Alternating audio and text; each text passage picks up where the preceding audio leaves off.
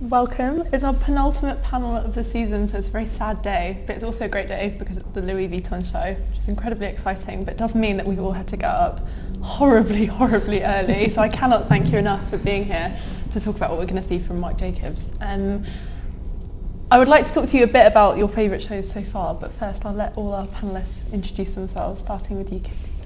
Hello, my name's Katie Barron. I'm an author and journalist, and I write about fashion, art and branding and sort of retail strategy. So I'm really excited today to see what Marc has done for Louis Vuitton and what they're going to do to top the last couple of seasons. Hello, I'm Hilary Alexander. I'm a freelance fashion writer and stylist, and I adore Marc Jacobs. Hello, like I'm Camilla Johnson-Hill. I am founder of the Production Club and a contributing European editor for Interview magazine. Now, I really want to talk about branding and talk about how Marc's focused on both his own label and Louis Vuitton and the differences there, because we were discussing that a little bit before we go live. But first, I just want to pick your brains on what you've been enjoying this season. What stood out for you, Katie, and what's caught your eye, Hilary?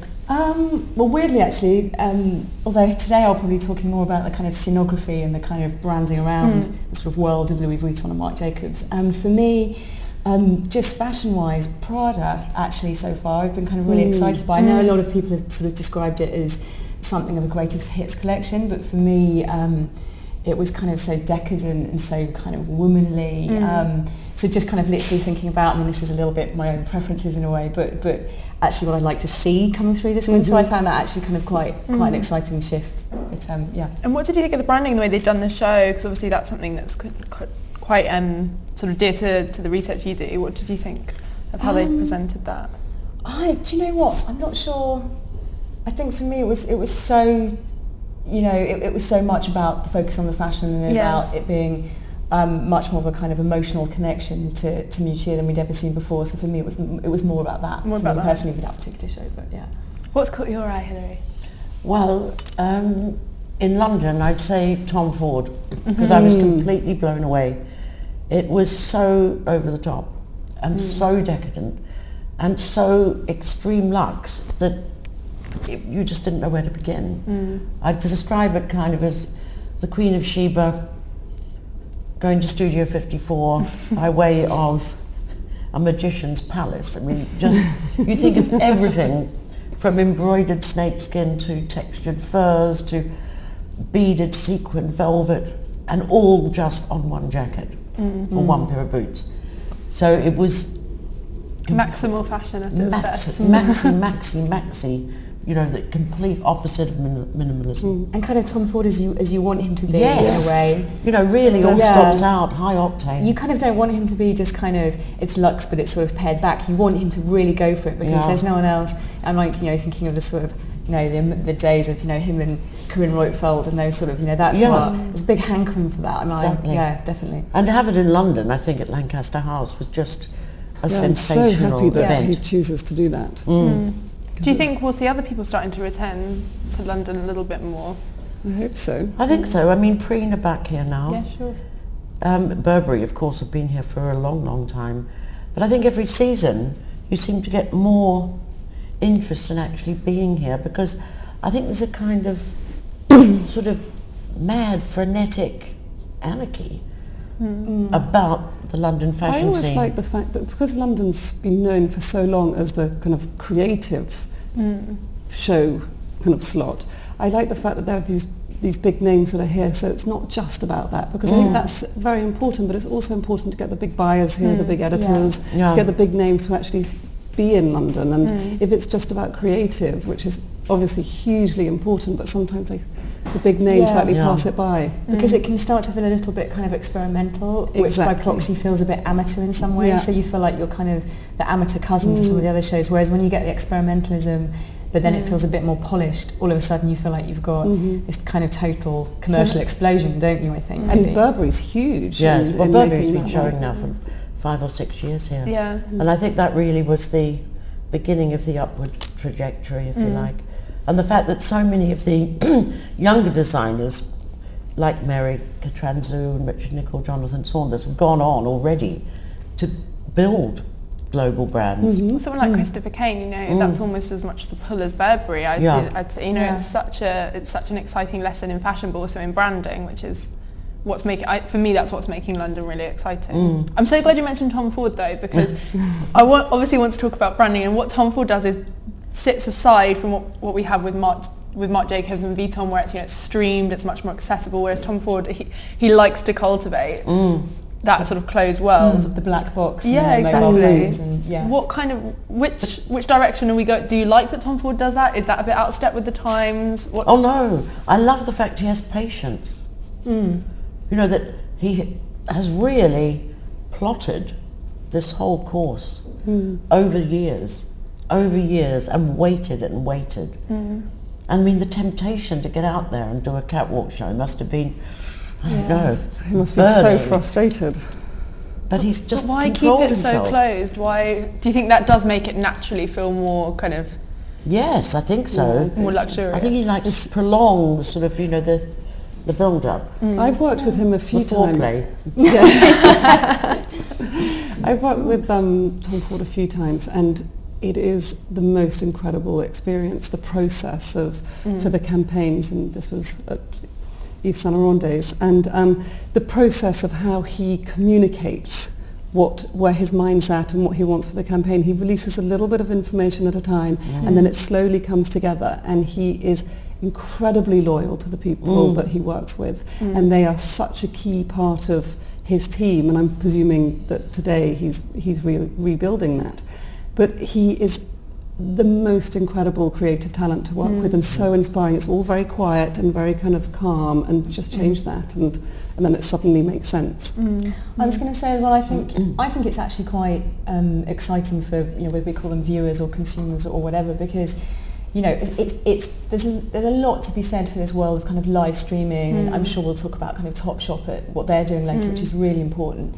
But then I think because you have so much of that happening, there's a lot of kind of oversharing, if you like, going on, that actually for It's someone really to kind of go refreshing. back to the previous days where actually it was a black box and there was this mystique surrounding the shows, and all the, you know, fashion editors would, And not you know, hundreds love of it, photographers. exactly, and kind of no blogging, to go back to something that kind of, to surround it with that kind of cloak of mystery again, I think is actually really alluring.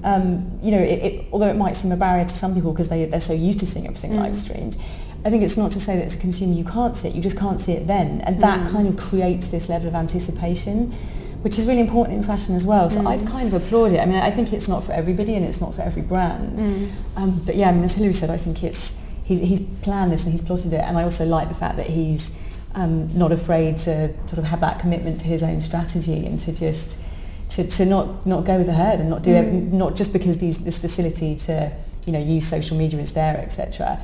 Just because it's there, you don't have to use it, and it makes it more exciting for me with him, definitely. He did step away from that with this catwalk show in London, because photographers were allowed.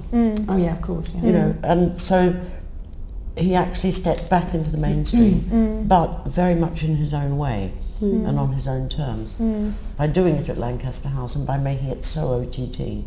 Carly Kloss, I mean, really amazing models. So this was very much He's Tom. good with his casting, Yes. isn't he? Tom is back, or Tom is here. I'm so glad you mentioned Topshop, because it makes, this is a huge question, so I apologise for springing this on you so early. But how does something that is built on, you know, exclusivity and luxury, as high fashion is, how does that navigate being accessible, and you know, how do you walk that line if you're a brand like Vuitton?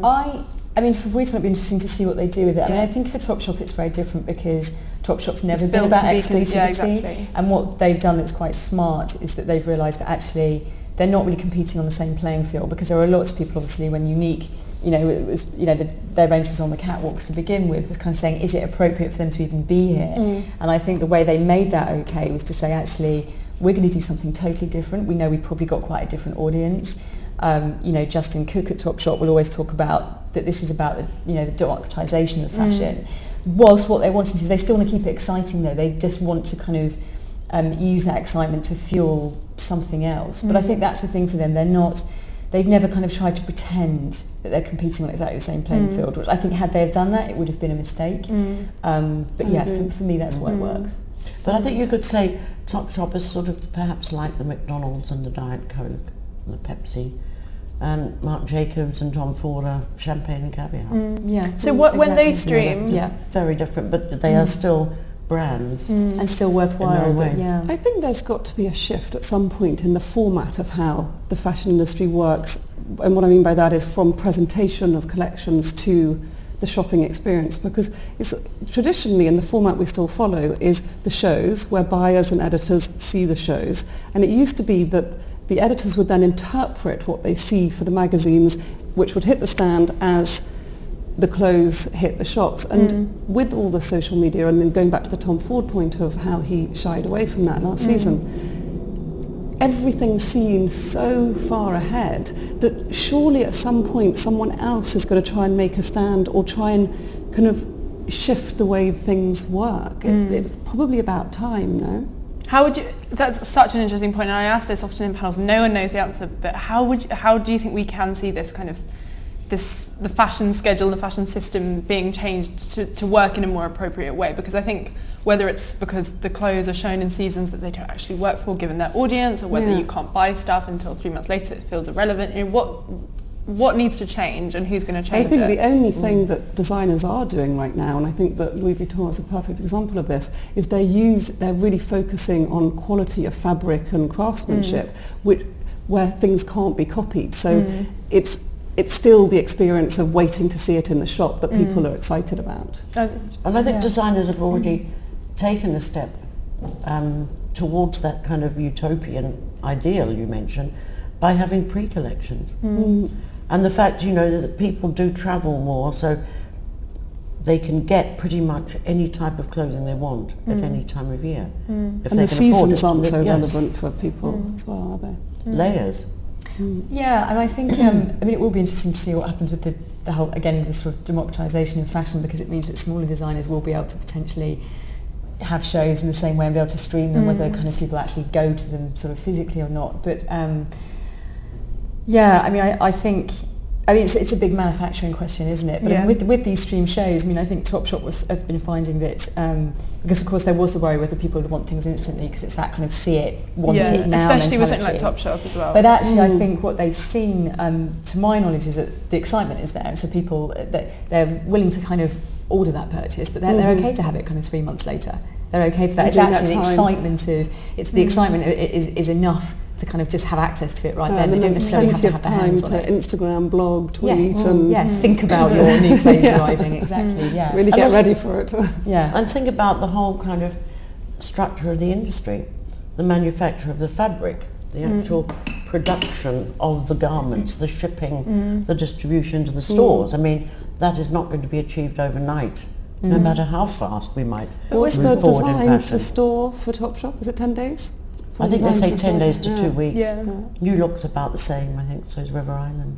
But we're seeing people flirt with it with high fashion. We've seen, whether it's Jonathan Saunders did that thing with Matilda. We've seen people kind of play with the idea of buy straight from the catwalk. So it does seem to be something that people are having to consider. But I guess I don't see where it can go. I think, as you say, it's a manufacturing issue, so it's impossible for it just to completely become the way everything's done. But then it seems people are having to consider it. So I'm interested in where the future's going to be. Do you think it'll be sort of accessories straight from the catwalk? What do you think the options for that would be? I think accessories, possibly 1 or 2 items, simple things that can be pre-manufactured, ready to ship immediately or put in the mail. Experiences T-shirts. as well. It might be not about the product, and just maybe Louis Vuitton with all their kind of cultural events that they do. It might be that the show has a particular artist involved, and then the experience, like what you get straight from the catwalk, is an exhibition or something else related So that's not actually teasers relating to the product rather than having the product, because even with accessories there's only a certain amount that could be produced in that amount of time anyway, isn't there? So unless they produce it first, but then keeping it a secret. Would it be maybe a virtual wardrobe? So you can try everything on and see how it looks on you. Why is no one doing that? Play with the different. I'm going to try that top with those trousers and maybe that coat. That could be fun, like dressing dolls. But this gets us into the idea of the function of the show, and whether it is about it is just a branding exercise now, because you mentioned it could be used as a way to sort of promote something like an exhibition and be used as a brand building thing. And is that what the show is? Yeah, completely, I think. Oh, we've got the show started. Oh, look. Oh, Neil, can we get rid of that? Neil? Okay, perfect. Oh look, it's a hotel corridor and it's going to be all about seduction and people sneaking in and out of rooms. Very, very amazing set there. Well, I'm trying to beautiful set.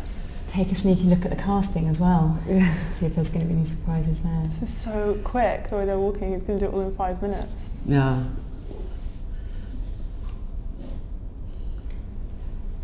Oh. Can we go back to the show? Here we are. That was Because it's probably going to finish by the time we... Can we hear it at the same time? Yeah, let's have some music. They really are running. Oh yes, down, they do. running around. I mean, it's done on very, split-second timing. Do you know? It's funny. Sorry. Sorry, you were talking about the casting, and I really Michelle Lee does the casting for Louis Vuitton and for Marc, and I think she does such an incredible job. And for the other shows that she does, and what I always find is she gets she chooses perfectly the models of the moment.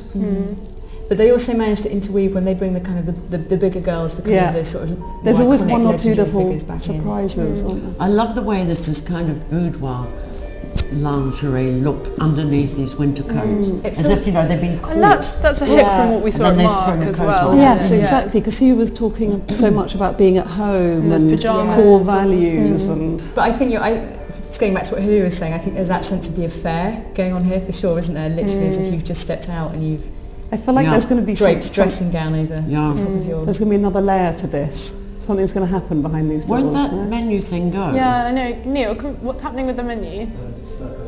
Is it? There's something about these doors as well. It's actually got that almost kind of David sort of Lynchian effect to it. Yeah. I remember when they had nice. They had a huge party to celebrate the launch of the Bond Street store, and they actually had a corridor that you walked into a little bit like this that had doors around the edge, and you had to, and it was kind of it had a sort of just layers of smoke drifting down, and you had to choose which door you went through, and each one of them lent into a different world. There's something quite sinister about, it's kind of like that Alice in Wonderland, that... Yeah. It's love quite the lace hems. It's quite odd not seeing the typical Louis Vuitton monograms and things on anything. It does kind of beg the question, would you be able to absolutely tell that it was Vuitton if you didn't know? That's true, actually, but maybe that's the point, isn't it? He's trying to disassociate from it in some way. And also I think he knows that what he does will become so iconic, like that check. I know that check was very Vuitton, but that's it's been on every magazine cover. I think it's, along with Saint Laurent, it's the most shot collection. Yeah. And it is almost like it's branded because it's Louis Vuitton, we'll all recognise it. I wonder also if it's got anything to do with the huge issues they have with counterfeit products. Yeah. Where they probably have to step away from certain obvious...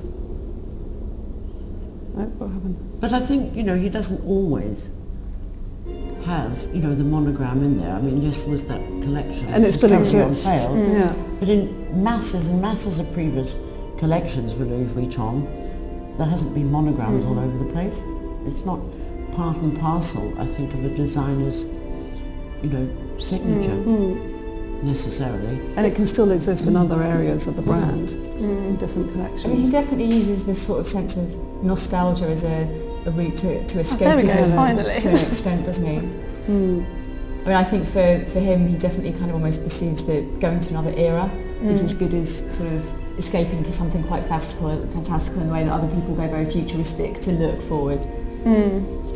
I was thinking it was lace hems, but I think they might be feather hems because it talks about feather embroidery. Could that be feathers on the hems? They're really beautiful.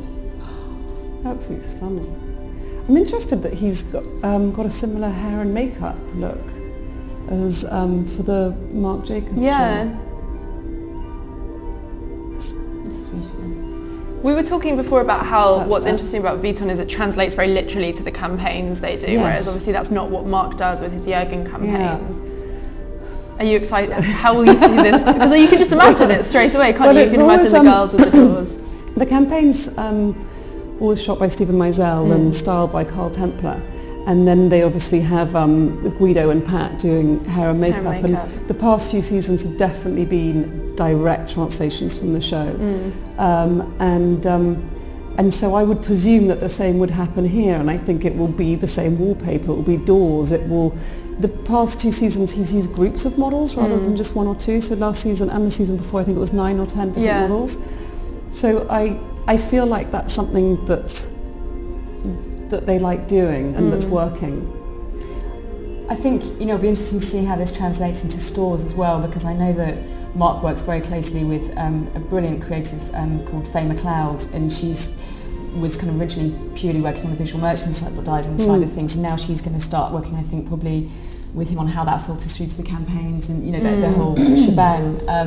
So I think this will be interesting to see how you can put this in store, but you can see it translating into spatial environment brilliantly as well. The fabrics are the texturing fabric on this is incredible. But last season it was the smallest sequins in the world. And clearly they're still around. Marabou. Look at that wonderful marabou lining on that coat. It's pure luxury in a sense. Certain sort of glamour, isn't there? That's cool. I like the film noir aspect of it. I like the fact it's slightly darker.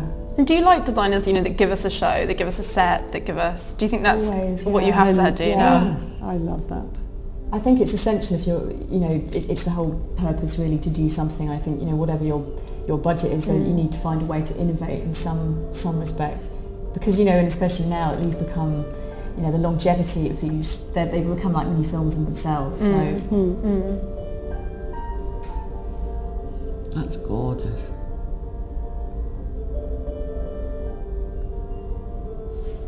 Quite interesting as well. You've got that almost, it's got that kind of masculine tailoring, the Stella coat that actually, but because you've got it over this sort of effectively lingerie style dress. And it's interesting that he can do stuff that is so era based but still feels very sort of relevant to the point we're at. I think that's what's interesting with the pieces in here. You can see them, as you said, being pulled out and put in a retail environment and seeming very very current. I've always really enjoyed the way that Mark brings kind of pop culture into his collections, which this does not have so far, unless something's going to suddenly happen. But that's... Oh, look at that. Oh, wow. She looks And most of the models actually incredible. appear to have breasts. Yes.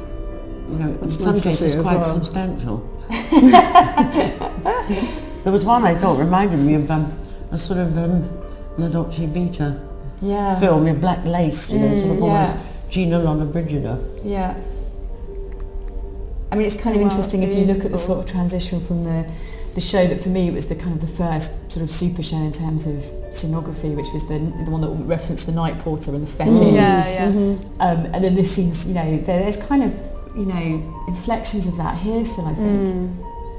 It's not quite as fetishistic, but it's still got that kind of seductive affair kind of thread running through it, hasn't Which it? I think, and last season I think was very asexual in the sense, it was very much taking, it almost wasn't about the girl last season. It was more kind of robotic, more about the machine. Yeah, the machine, wasn't it? But look at these dresses, I mean, they're so soft and feminine and delicious. Can't wait to see them close up. I know, it's absolutely incredible. Look at that. Absolutely beautiful. I'm really intrigued by the doors. I wonder if there's what's sort of behind them, what we're going to see. Yeah, so am I. Maybe all the doors will open at the end and there'll be lovers reclining on the beds. She looks absolutely amazing. Yeah, she looks So incredible. nice to see her. Yeah, there's a strange kind of stillness about it, isn't there? Because I think him and working with someone like Katie Gran, they have a massive appreciation of kind of humour, even if it's not kind of laugh out loud, comedy humour. And this just feels very kind of overtly elegant. This is where something's going to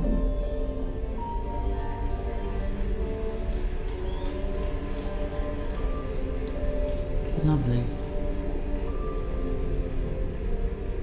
Is this what you're expecting? I was expecting more of a drama with the set, with more of a performance, and actually I'm quite happy not to see such a performance. I think it's very simple, and the way the set kind of allows the models to kind of walk in and out of different points, I think is a nice kind of rhythm, gives a nice rhythm to the show. Yeah, the set And then didn't there's seem not to that- be the story too Yeah, much. exactly. Which very often, well, recently it has been. But it kind of got bigger and bigger and bigger, hadn't it? Till it almost got to these sort of mammoth proportions that I'm not sure where you could, apart from just physically building something bigger and bigger, how do you top something like But that? the collection's about intimacy, isn't it? Yes. So to have an intimate set, I think that's, the train and, as you say, it's how do you top something like that? It was all about arriving in a way. In that I respect, really enjoyed the Marc Jacobs show and the use of colour and light, which I've never seen on a catwalk show before, and I somehow thought that something to do with that would come through. But yeah, I think the vibe of this collection is so similar to what we saw at Marc. Yes. It's about sort of traditional luxury and things like fur and this idea of, reclining and... I do love the men's coats. I love the way that all the kind of the masculine tone of the coats that look as if you've just run out. You're having an affair and you run out and you put the man's jacket on. I think that's really smart.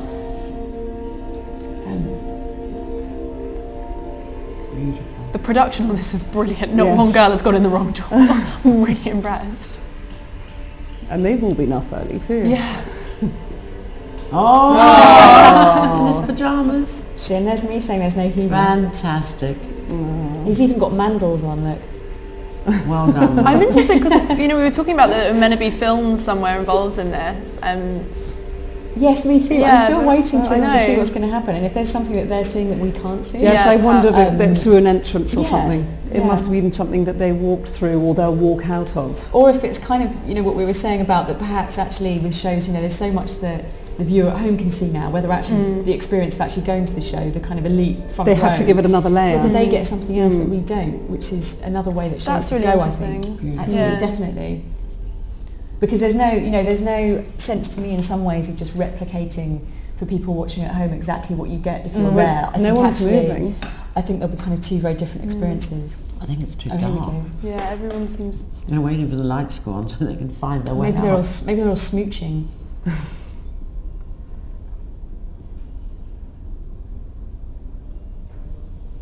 I'm so intrigued. I'm so excited. We're probably just going to have the lights come up and they're all walking out. But Well, they're all naked. Yeah. The humour. No, they seem to be leaving. Yes, they're leaving. I thought that was incredibly beautiful and sensitive and soft and And so super luxurious. wearable. And people always talk about how he always manages to kind of flip the season on its head. They say that both for New York and also for Paris. Do you think that's true? Is this... Yes, I think it is, and I think having sort of spoken to Katie Graham previously about how she works, Because think that she's in your stylist book, yeah, isn't she? she is, yeah. And I know that she said that almost, you get so to the point of saturation with these ideas that you work so intensely on these things, and with her and Mark working so intensely, that it's saturation point where actually you just can't stomach anymore the ideas that you're working on. So it's a bit, everybody kind of wants you to carry on, like, music artists do with their next album, but actually you just want to revolt against what you did last season, which is why you have such a flip. I did a shoot with Mark and Katie for Interview magazine, and it was actually Mark on the cover, and he was portrayed as Andy Warhol, and it was meant to be one of those we've got half an hour of his time, and it turned into a kind of 7-hour marathon overnight session. But it was really beautiful watching their relationship and watching where they went, and a lot of humour, so much humour, so much fun, and this incredible creativity that kind of runs through it, and the want of something new. And the story started off so different to how it actually ended up, and the different levels and layers of where it went was really fascinating. That almost could have been a whole fashion story in itself. This is interesting, the idea of the role that, like a stylist can play in a show, and how they can take it from one place into a completely different, because, great examples of this are people who talks about, McQueen's relationship that he's had with his stylist. Do you think that a stylist can kind of what's their role? You obviously know about this because your book was incredible, but what's the stylist role, and is it getting even more sort of prevalent and important in the kind of spectacle shows we're seeing? Yeah, I'm sure Hilary's got lots of opinions on this as well. It depends on the designer and it depends on the stylist as well. For me, sorry, go ahead. No, so for me as an observer, I think, absolutely, because I think for a designer as well, I mean, a designer has very different responsibilities, and I think a designer's world can probably become quite insular in some ways, and they have to kind of ensure that this line continues, and what their signature, creative aspects, continue. And a stylist can almost be their connection to, the outside world and that sort of world, pop culture, whatever other references they're bringing in. And I think that kind of chemistry, and I think probably whatever creative business you're in, having that kind of chemistry and like kind of being able to share that creative bond with something is going to fuel you no matter what. So, but what you are seeing is, definitely stylists kind of coming in much earlier than they would have kind of maybe 10 or 15 years ago. So that they're in at the conception of the shows, and because we're seeing all this other brand collateral, as it were, happening around them, the shows, the campaigns, it stretches out so much further. That's why having an extra sort of pair of eyes, an extra creative brain is more important than ever. I think a stylist probably functions a little bit like a conductor with a symphony orchestra. So the composer has got all the elements together. The horn section, the string section, and the soloist if there is one, but it really sometimes requires that conductor to make sure that there's a harmonious, they all come in at the right time. And because I think designers, they're all different. Albé Elbaz, for example, does work pretty much sort of his own ideas, and he has quite a clear vision what he wants to see, and I think Yoji is quite similar. But I think in the case of people like, Marc Jacobs, the stylist helps to sort of sort out all the strands that obviously have been going on, and all the different inspirations to perhaps make a clearer focus. This artist or this colour, and somehow sort of wave the baton. Just to keep the energy out as well. And I think there are a few stylists for certain designers who do bring in the element of what will sell. So they bring in the kind of commercial element if the designer's missing that. So I do think it's a very important relationship of two halves where it's whatever piece is missing. It's a marriage, isn't it? Effectively that you kind of use that person to be your other half, to bring in the elements that you don't have or that you're not seeing, or to kind of second, to sort of support you, to check you, keep and to you support laughing you. for a long and I night. think that these processes, that it's what people see is a really short piece of work in reality that's representative of a project that's been gestating for a hell of a long time. So that's why these relationships that are kind of where they're constantly back and forth. When I know that kind of Katie and Mark every day will be sort of texting each other and and showing each other, like, she said to me even a really small thing like, just a jacket that she'll see someone, he'll tweet something, and then it'll be a video that he's seen, and they'll, to Faye that they work with, they'll send her, these are some videos you must watch. I'm not even going to say what they were watching for the Night Porter show, probably guess, but all kinds of things that build up to this one kind of crescendo, basically. And let's talk about, the show as being this kind of incredible bit of incredibly slick theatre, because obviously we had a beautiful set there, but we also had, that Kate Moss walking there, that's going to be sort of shot, that's going to be the picture that every paper sort of promotes. Do you think that that's partly what this is about? It's showing off kind of like the strength and the might of Vuitton as a brand, to have someone like Kate, or is it more of an aesthetic? What's the ramifications and reasoning behind something like that? I would say that there are fewer people, designers, better at the creative spin when it comes to marketing than Marc Jacobs. I think if you look at something totally, stepping away from the shows, when his store was graffitied, for instance, and everyone was like, here's to, sticking it to the man, etc. And, we've got him. And then within, 24 hours, he turned that around. Amazing marketing spin on it. He had it shot, put on t-shirts for like $700, saying art by Art Jacobs. And I think, he is so sharp, he is so aware of where this will be seen, how it will be picked up, that I don't think it's so much, just having Kate in there, because I think probably he's got an amazing personal relationship with Kate, and she's just, a fantastic model. So I don't think it's the case is sort of like it's not a stunt in that respect, but I do think he's very aware of how these ideas can filter into every other type of media that he's interested in. I think he's someone that's interested in creativity and art in all respects, and I think Vuitton, it's a heritage brand, and as a heritage brand, how do you keep yourself relevant and modern? And the way that they do that brilliantly is that they're always aware of where their audience are and how you can take things to that audience. And that's what I really respect about Vuitton, definitely. Would you agree? How do you think that they've managed to stay so current, Hilary? I think by constantly being innovative, but at the same time not losing sight of their heritage. And I think in a way perhaps using Kate strengthens the kind of longevity, if you like, of Louis Vuitton's, particularly with Mark, and to show, that there is a continuum. It's not that every season is, here's one season, here's another season.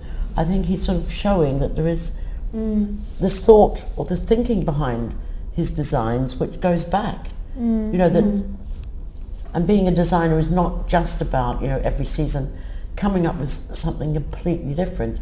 It's about, he wants to bring you into his world, and Kate has been there from the beginning. Yeah. And there's a level of respect there, isn't there? Because I think, although on some level you could read the huge freight train rolling in as just a massive piece of drama and theatre, which it was, on another level, I think he was, trying to re-establish that Vuitton is about travel and transport and luxury travel, and that's where it all came back to. And so he likes to tie those things in. Well, people said that last season it was an airport, and this season the hotel room. It's all travel in a sense. I think they have to get really deep with it. The train was a sort of pretty overt one, but you're right. You can read that into it. The only thing that was missing was the LV suitcase. Yes, that's so all tucked inside those doors. Yeah, I really want to know what's behind those doors. That's all I can think about. So, what do you think this says about the way women will be dressing? Seduction. Yeah, absolutely. Being seduced by fabric, texture, softness, soft colours, all enveloping coats, And you sensual lingerie dresses. Yeah, do you think that sort of overt femininity of that, does that feel current? Does that feel exciting? It seems different to what we're seeing. It does to me. It just seems, very appealing, very alluring. I think in a world where everything's so instant and everything moves so fast, that it's quite nice to have a show like Louis Vuitton that goes back to something very real and looking at those clothes close up is going to be such an amazing experience. It will be about the craftsmanship and the quality of the fabrics, and I think that's a really nice place to go. And that notion of dressing up, whether it's for bed or whether it's for day, I think there's something so exciting about that. Well, some people dress for bed in the day anyway. Always bring it back to the bedroom. Sorry. No, it's good. It definitely connects to me with what I was saying about what I liked about Prada, actually, as well. That kind of really womanly aspect, that almost like there's something a little bit kind of Riviera about it. And they had, and again with the fabrics, exactly as you're saying, Camilla, with the like really, colour saturated leather, the things that you kind of can't wait to get your hands on. I'd love to see that in the flesh. And it did feel more womanly. It did feel exciting. There's like a frisson with that. It's not just womanly as in kind of it was the quietness that was kind of the real quietness. Yeah, glamour. I mean, it's properly glamorous for me. But. And do you think there's something to be said about sort of, we've talked a little bit on these panels about, texture and why that seems so relevant now because of luxury and the way women spend. If they spend a lot of money, they don't want to part with something that's just about surface. It's got to feel like they, really getting something. And do you think that's partly what this was about? It's about, you've mentioned a lot kind of the code of Louis Vuitton about being a heritage sort of luxury brand. And do you think that's partly what we saw? I'm sure, because that's a strong way to differentiate. I mean, when we were talking about again Topshop versus Vuitton, again Topshop it's all about kind of what you see on screen, quite what it looks like in the flesh. You don't, it for what you pay, it's great and it's very exciting, but it's a much more instantaneous thing. Whereas this, something, you look at it and it's been handcrafted and you touch it and it's been treated in a way that's maybe an innovational treatment you've never seen before. So yeah, absolutely. And we live we live in a very digital world as well. So I'm sure there's an allure of the sort of tactile element, anything which is kind of delicious for the eyes, but also to the touch as well. And something, it's very sensuous. in I also short. think that people are spending their money a bit more wisely at the moment. I mean, you don't necessarily want something that's so of a moment, because then it looks old quite quickly. You know, if you're going to be spending a lot of money on something, you want it to last for a long time and not be defined by an era. So I was saying, you go into Zara. I mean, we're talking about this in the office where I work the day, and you go into Zara, and some of it is, fantastic. You could look fantastic in it, but then you will see 6 people wearing it on the street, and that's really distressing when you're feeling really good about it. And also I think sometimes particularly at the cheaper end, you see something on the rail and you think, oh, I like that, and you go to pick it and it feels horrible. Just the thought of having it on your skin all day, sort of next to you. It's sort of the difference, I think, between stroking a gorgeous Maine Coon cat and stroking I don't know, a slimy old toad. A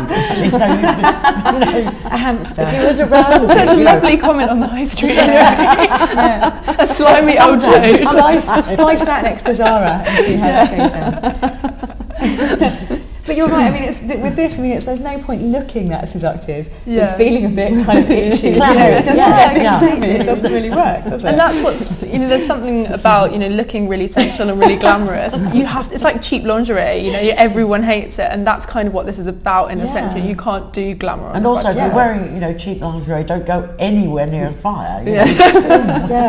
Bonfire night. Candles all away. Also, I was so interested by something you just said, actually, because it got me thinking. You said about how there's a part of a thing where people don't want to look so seasonal anymore, and people are spending their money much more wisely. Maybe that's just a personal choice, though. No, I completely agree. But I wonder if that's in part what this collection was about, because he is very good at referencing himself but flipping himself on the head. And last season is so seasonal. What he did, it's so. If you wear one of those pieces, people know exactly what season you're wearing. It's almost throwaway in that sense. It's of a moment, and then we will move on. Whereas that felt like you could wear it for years, and I wonder if that was in any way a reaction. Going back to what you said about how brilliant he is, of all the designers, of really understanding the market and understanding luxury and sales and the commercial world, I would be surprised if he's not thinking along those lines, because it is just such a natural way to go for someone like him who is so in tune with what's happening in people's lives. So what's next for Marc Jacobs? Big question. I think, who knows? I think that the whole point of Marc Jacobs is that he's never predictable, which is like an easy answer for that, isn't it? But I think it's quite true. Maybe the opposite of this. Probably next season we'll see something completely kind of pop-tastic again. I would imagine that's what he'd do. Quite what that looks like. Think I've so. no idea, but I have to follow his Instagram between now and then. I am feeling like we're missing something though. I am feeling like there's something that they're seeing, that the audience is seeing that we're not. I'd love to see, it is one of those things where I'd love to see the sort of what it was like to walk in and what it was like to walk out. But the invite was very pared back as well, so I don't know if there is this sense of kind of mystery. It usually is, just so you don't, have any hint. But I'm wondering if the punk exhibition at the Met, the Costume Institute, is going to have any bearing on what's going to be happening in fashion. Well, people talked a lot about that when I was in Milan, because obviously Versace did their Vunk collection, but also Fendi with those firm mohawks, and there was a lot of kind of, oh my gosh, are we going to see more and more punk? And that is quite. I think it's influenced a lot of what we've seen this season. I thought we were going to see more punk in Paris. Yeah, really less in Paris. It was more grunge. Because the French are too cool for punk, too chic. So what's going to be the sort of takeaway from this season? I know we've got one more panel left, but this is our penultimate one. So what do you think what's the takeaway from the season if you had to sum it up? Womanly, I think. Seduction and a kind of nostalgia. It's a good time to be nostalgic though. Yeah. The affair, that's what I would say. The sense of the affair. I think return to core values. God, that was quite deep all of this. We know how to end now. We were like pondering. Well, shall we give Marc Jacobs and Louis Vuitton a round of applause to wrap things up? Yes. Thank you so much. Well done, Marc Jacobs. Well done indeed.